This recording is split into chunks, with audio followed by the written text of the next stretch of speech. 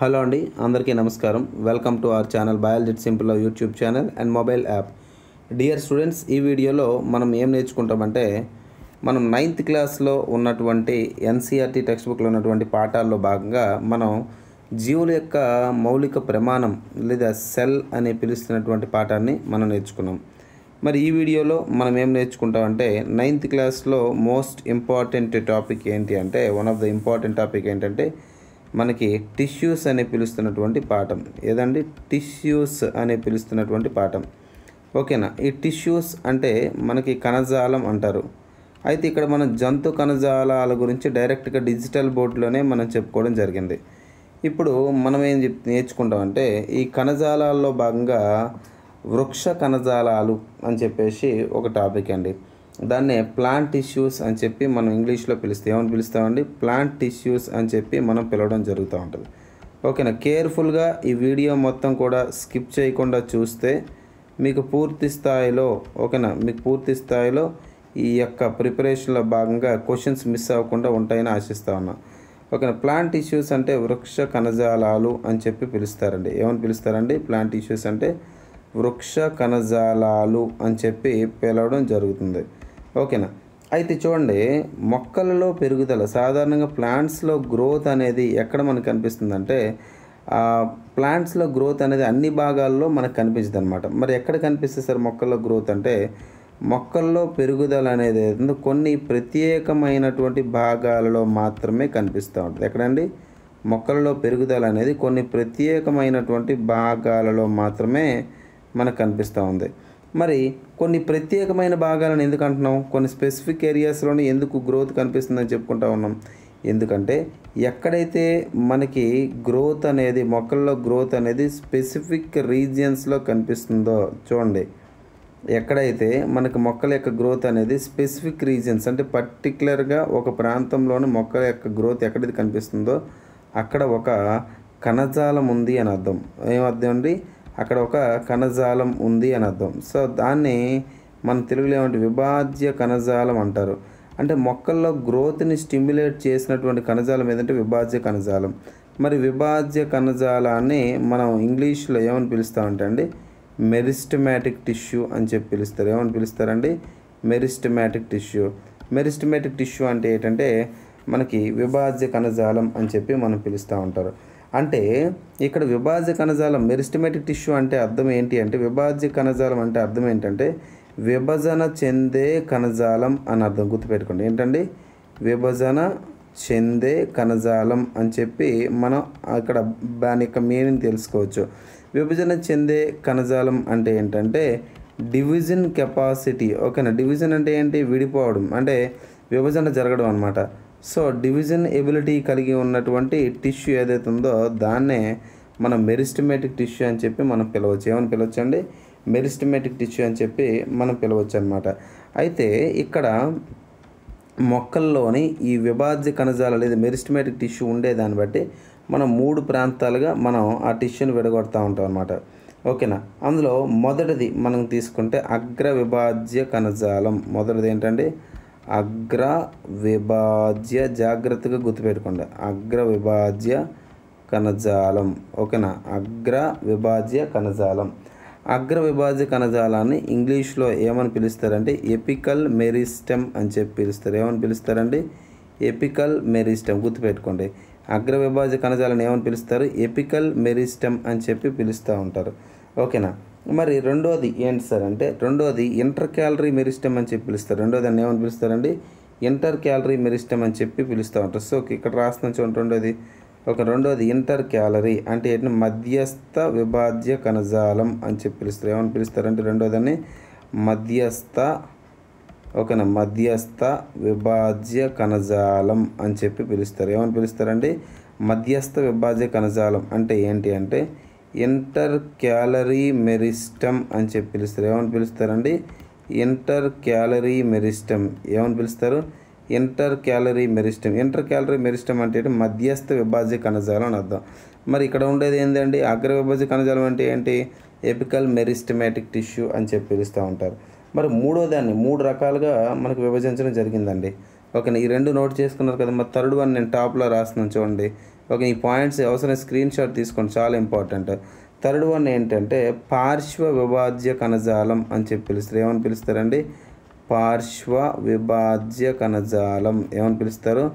పార్శ్వ విభాజ్య కణజాలం. ఇదిగోండి ఇక్కడ రాస్తున్నాం, చాలా క్లారిటీగా మీరు వినాలి.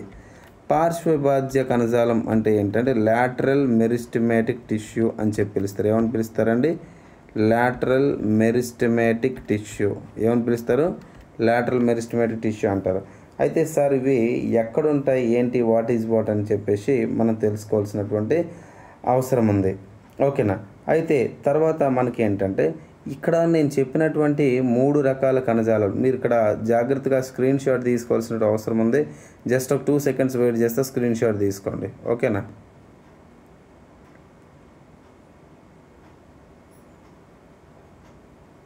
రైట్, ఓకేనా? మరి ఇప్పుడు చూడండి, ఒక్కొక్కటి నేను చెప్పాను కదండి ఈ కణజాలాల గురించి. ఇప్పుడు మనం ఏం తెలుసుకుంటామంటే మనం ఏదైనా ఒక కాండం తీసుకుందాం. ఏం తీసుకుందాం? ఒక కాండభాగం అంటే స్టెమ్ తీసుకుందాం. ఓకేనా? ఫర్ ఎగ్జాంపుల్ ఏదైనా ఒక స్టెమ్ తీసుకున్నాం. ఓకేనా? ఏదో ఒక స్ట్రైట్కి ఒక స్టెమ్ అంటే ఏంటి? కాండం. ఇలా ఒక కాండం నేను తీసుకున్నాను అంటే ఏదైనా ఒక ప్లాంట్ పార్ట్ తీసుకున్నాను. ఈ టిష్యూస్ యొక్క లొకేషన్ నేను ఇప్పుడు చెప్పబోతా ఉన్నా. ఇక్కడ పైన అంటే ఒక చెట్టు కాండ యొక్క పై భాగంలో మనకి ఏం కనిపిస్తుంది అంటే అగ్ర విభాజ్య కణజాలం కనిపిస్తుంది. ఏం కనిపిస్తుంది? టాప్లో అగ్ర విభాజ్య కణజాలం అంటే we can call it as apical meristem అని చెప్పి పిలుస్తారు. ఏమని పిలుస్తారండి? ఎపికల్ మెరిస్టమ్ అంటారు.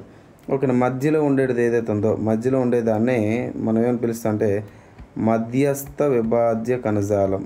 మధ్యలో ఉండేదాన్ని ఏమని పిలుస్తారండి? మధ్యస్థ విభాజ్య కణజాలం. ఓకేనా? సో దాన్ని మనం ఇంటర్ క్యాలరీ మెరిస్టమ్ అని చెప్పి పిలుస్తారు. ఏమని పిలుస్తారండి? Inter calorie meristem.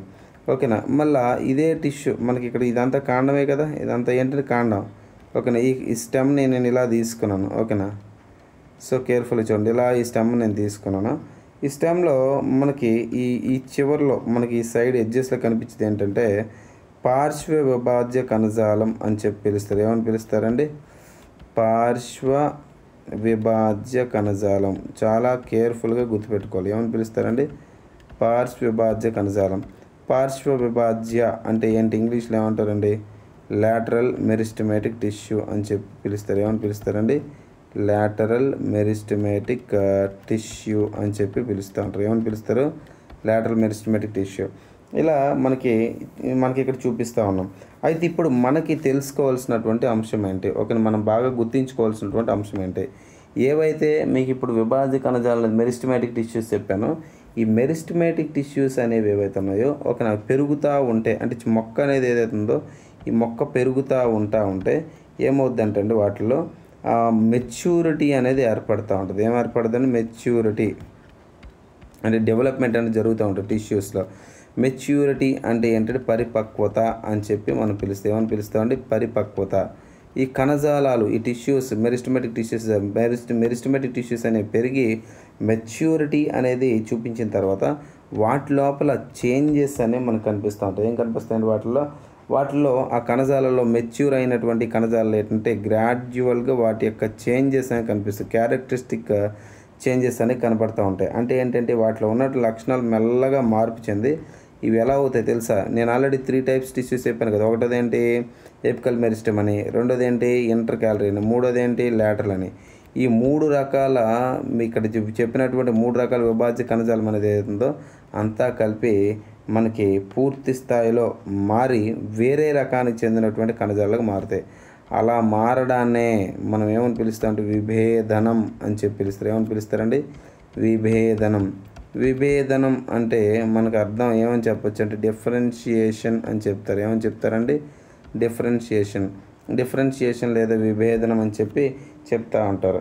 అయితే ఇక్కడ ఇంపార్టెంట్ ఏంటి అంటే ఓకేనా ఏ రకానికి చెందినటువంటి టిష్యూ ఎక్కడ ఉంటుంది అనేది ఇక్కడ చాలా చాలా చాలా చాలా ఇంపార్టెంట్. అంటే ఇదే మన ఎగ్జామ్ పాయింట్ ఆఫ్ వ్యూ అడుగుతాడు. అంటే ఏ టిష్యూ ఎక్కడ ఉంది అనేది మనం తెలుసుకోవాల్సినటువంటి నెసెసిటీ ఉందన్నమాట. ఓకేనా? అయితే మనం ఒక్కొక్కటిగా మనం మాట్లాడుకుందామండి. ఓకేనా? ఫస్ట్ అగ్ర విభాజ్య కణజాలం గురించి మాట్లాడదు. Apical meristematic tissue. ఓకేనా? ఫస్ట్ ఏంటంటే అగ్ర విభాజ్య కణజాలం. అదే కదా ఫస్ట్ వన్.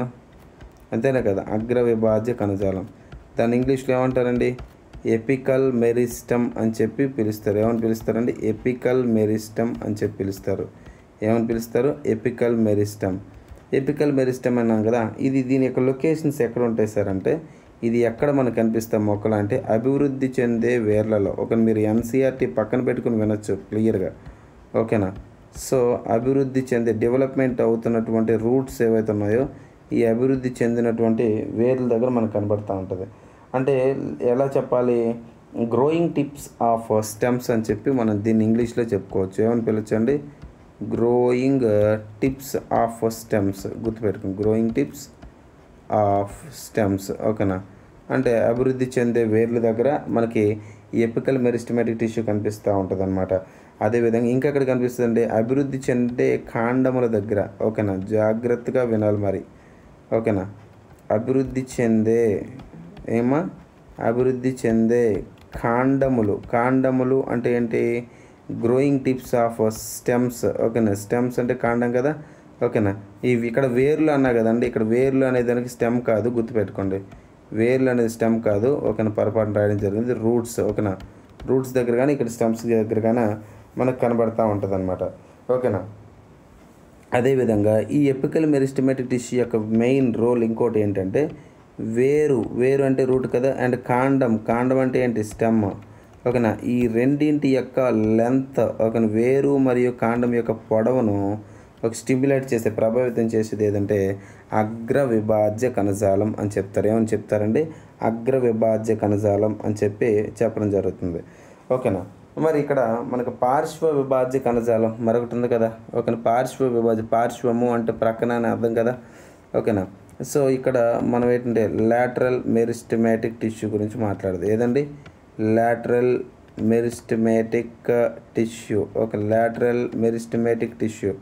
సో దీన్ని ఏమంటారంటే పార్శ్వ విభాజ్య కణజాలం అని చెప్పి పిలుస్తారు. ఏమని పిలుస్తారండి, పార్శ్వ విభాజ్య కణజాలం. మరి దీని యొక్క ఫంక్షన్ ఏంటండి, దీని యొక్క ఫంక్షన్ ఏంటంటే వేరు అంటే ఏంటి, రూట్. వేరు అంటే ఏంటి, రూట్, ఓకే. స్టెమ్ అంటే ఏంటి, కాండం. స్టెమ్ అంటే ఏంటండి, కాండం. వీటి యొక్క మనకి ఏంటంటే వీటికి సంబంధించి సో ఏంటంటే రూటు స్టెమ్ ఏదైతే ఉంటాయండి, ఈ రూటు స్టెమ్ యొక్క వ్యాసం అనేది పెరుగుతూ ఉంటుంది. దాన్నే మనం ఏమని చెప్పొచ్చు, గిర్త్ అని చెప్పి పిలవచ్చు. ఏమని పిలవచ్చు అండి, గిర్త్ అని చెప్పి పిలవచ్చు. ఏమని పిలవచ్చు, GIRTH, గిర్త్ అంటారు. ఏమంటారమ్మా, గిర్త్ అని చెప్పి పిలుస్తూ ఉంటారు, ఓకేనా. అదేవిధంగా ఇంకోటి ఇంపార్టెంట్ పాయింట్ చెప్తాను, గుర్తుపెట్టుకో. రూట్ ఇప్పుడు మనకి లాటరల్ మెరిస్టమ్ అని చెప్పాం కదా, ఏదండి, లాటరల్. ఈ లాటరల్ మెరిస్టమ్ని మనం ఇంకో పేరుతో పిలవచ్చు. ఏమని పిలవచ్చు, దాన్ని కేంబియం అని చెప్పి పిలవచ్చు. ఏమని పిలవచ్చు అండి, కేంబియం అని చెప్పి పిలవచ్చు అనమాట, ఓకేనా. నెక్స్ట్ ఇప్పుడు మనకి స్టెమ్స్ అనేటివి ఏవైతే ఉన్నాయి, కాండం అనేది ఏదైతే ఉందో గుర్తుపెట్టుకోండి. కాండం అంటే స్టెమ్ అంటారు కదా, ఓకేనా. కాండం అంటే ఫర్ ఎగ్జాంపుల్ ఏదైనా ఒక మొక్క యొక్క కాండం తీసుకుందాం. కాండం అంటే స్టెమ్ కదా, ఇలా కాండం ఉండి ఈ మధ్యలో మనకి ఏముంటాయి, మధ్య చిన్న గుంపుల్లో ఉంటాయి కదా, వీటిలో ఏమంటారు అంటే కణుపులు లేదా నోడ్స్ అంటారు, ఓకే. ఈ మధ్యలో ఉన్నటువంటి టిష్యూ ఏంటంటే ఇంటర్ క్యాలరీ మెరిస్టమ్ అని చెప్పి పిలుస్తారు. ఏమని పిలుస్తారండి, ఇంటర్ క్యాలరీ మెరిస్టమ్ అని చెప్పేసి పిలవడం జరిగింది. ఇది కూడా ఏంటంటే ఈ కాండం యొక్క పొడవు అంటే స్టెమ్ అనేది ఏదైతుందో స్టెమ్ యొక్క లెంత్ కూడా పెరిగేదానికి ప్రధాన పాత్ర పోషిస్తుంది, ఓకే. చాలా ఇంపార్టెంట్. అయితే ఇలాంటి రకాలకు చెందినటువంటి ఏదైతే విభాజ్య కణజాలాలు అనేవి అవుతున్నాయో ఈ విభాజ్య కణజాలాలు అనేవి తర్వాత మనకి ఏంటంటే ఇవి కొన్ని పర్మనెంట్ టిష్యూస్గా మారే అవకాశం అనేది కనిపిస్తూ ఉంటుంది. ఎట్లా అండి, పర్మనెంట్ టిష్యూస్గా. అయితే ఇక్కడ ఇంపార్టెంట్, ఓకేనా. ఇప్పుడు చాలా ఇంపార్టెంట్ ఫీచర్ మన ఎగ్జామ్ పాయింట్ ఆఫ్ వ్యూలో క్వశ్చన్ అడిగే అవకాశం ఉంది ఈ ఏరియా నుంచి, ఓకేనా. గుర్తుపెట్టుకోండి, మెరిస్టమాటిక్ టిష్యూలు ఎప్పుడు కూడా, మెరిస్టమాటిక్ టిష్యూ అంటే ఏమని చెప్పాను నేను, విభాజ్య కణజాలం అని చెప్పాను కదండి. ఏమని చెప్పాను, విభాజ్య కణజాలం అంటే ఏంటి, మెరిస్టమాటిక్ టిష్యూ, ఓకేనా. ఇది ఎన్ని రకాలు అని చెప్పాను, 3 రకాలుగా నేను చెప్పాను. ఎన్ని రకాలు చెప్పాను, 3 రకాలుగా, ఓకేనా. 3 రకాలుగా చెప్పాను లేదా మెరిస్టమాటిక్ టిష్యూ. అయితే ఇక్కడ ఇంపార్టెంట్ ఏంటంటే ఇది మీకు చెప్పాను 3 రకాలుగా, ఓకేనా. ఎట్లా అండి, ఎపికల్ అని చెప్పి అంటే అగ్ర విభాజ్యాన్ని, పార్శ్వ అని చెప్పి మధ్యస్థ విభాజ్య కణజాలం అని చెప్పాను కదా. ఇప్పుడు కణజాలంలో ఏముంటాయండి, ఒక కణజాలం అంటే ఏంటి, టిష్యూస్లో ఏముంటాయండి, గ్రూప్ ఆఫ్ సెల్స్ ఉంటాయి, అంతేనా కదా. టిష్యూలు ఏముంటాయండి? గ్రూప్ ఆఫ్ సెల్స్, అంటే కణాల యొక్క సముదాయమే కదా టిష్యూ అని చెప్పి పిలుస్తారు, కణజాలం అని పిలుస్తారు. ఇప్పుడు ఈ కణజాలాలలో ఉన్నటువంటి కణాలు అనేటివి ఏవైతే ఉన్నాయో ఇవి ఎప్పుడు ఎలా ఉంటాయంటే అండి, చాలా యాక్టివ్గా చురుగ్గా ఉంటాయని గుర్తుపెట్టుకోండి. మెరిస్టమాటిక్ టిష్యూలో కణాలు ఎప్పుడు కూడా యాక్టివ్గా ఉంటాయి. ఎలా ఉంటాయండి? చురుకుగా మనకి కనిపిస్తూ ఉంటాయి. ఓకేనా? అదేవిధంగా ఇంకోటి ఏంటంటే, ఇప్పుడు ఈ గ్రూప్ ఆఫ్ సెల్స్ అన్నా కదా, ఈ కణాల లోపల సెల్, ఇక్కడ సైటోప్లాజం అంటారు తెలుసా? మీ కణం అనే పాఠం మీరు క్లియర్గా వింటే అర్థమవుద్ది. ఓకేనా? కణం, దాన్ని సైటోప్లాజం అంటారు. ఓకేనా? అయితే ఇక్కడ కణం లోపల ఉన్నటువంటి పదార్థం కణద్రవ్యం. కణద్రవ్యం అంటే సైటోప్లాజం. చాలా క్లారిటీగా మీకు చెప్పాను, ఆ పాఠం వింటే అర్థమవుతుంది. ఓకేనా? ఈ కణద్రవ్యం అనేది ఏదైతే ఉందండి, ఇది చాలా చిక్కగా ఉంటుంది, గుర్తుపెట్టుకోండి. ఓకేనా? చిక్కగా బాగా డెన్స్గా ఉంటుంది అనమాట, గుర్తుపెట్టుకోండి. బాగా డెన్స్గా ఉంటుంది అనమాట. అంటే విభాజ్య కణజాలం లోపల ఉన్న కణాలు ఏవైతే ఉన్నాయో కణాల లోపల సైటోప్లాజం అని చాలా థిక్గా ఉంటుంది అనమాట. అదేవిధంగా ఇంకోటి ఏంటంటే, మనకి ఇందులో కణాలే కదా, ఇవన్నీ కణాలే కదా, అంటే టిష్యూ. మీకు మొదటి పాఠం ఏంటి, ఇది చాలా ఈజీ. ఓకేనా? ఇది వృక్ష కణం గురించి మాట్లాడుతాం కదా, ఇందులో ఉన్నటువంటి సెల్ వాల్ అంటే ఏంటంటే కనకవచం అని అర్థం. ఏంటంటే కనకవచం, దీని గురించి క్లారిటీగా చెప్పాను మొదటి పాఠంలో. ఓకేనా? సో పలుచగా ఉన్నటువంటి, బాగా థిన్గా ఉన్నటువంటి సెల్ వాల్స్ ఉంటాయి. అదేవిధంగా డెన్స్ సైటోప్లాజం, చిక్కగా ఉన్నట్టు కణద్రవ్యం అనేది ఇందులో ఉంటుంది. మోస్ట్ ఇంపార్టెంట్ అండి, ఈ ఫ్యాక్టర్ అడుగుతాడు. అంటే ఈ క్రింది వాన్లో మెరిస్టమేటిక్ సంబంధించినటువంటి సరైన వాక్యాన్ని గుర్తించినట్టు ఇవన్నీ అడుగుతాడు. చిక్కగా ఉన్నటువంటి కణద్రవ్యం కలదు, కనకవచం కలదు, ఇలా అడుగుతాడండి. మనం కరెక్ట్గా ఆన్సర్ చెప్పాలి. అదేవిధంగా క్లియర్గా మనకు కనిపిస్తున్నటువంటి న్యూక్లియస్ అనేది ఇందులో కనిపిస్తుంది. న్యూక్లియస్ అంటే ఏంటండి? కేంద్రకం. న్యూక్లియస్ అంటే ఏంటి?